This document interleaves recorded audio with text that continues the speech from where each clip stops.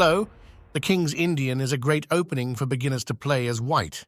It can be played with the same first 5 moves against almost any black opening.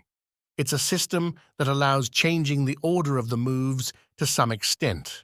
For simplicity, we'll only play the white moves and ignore black's possible responses.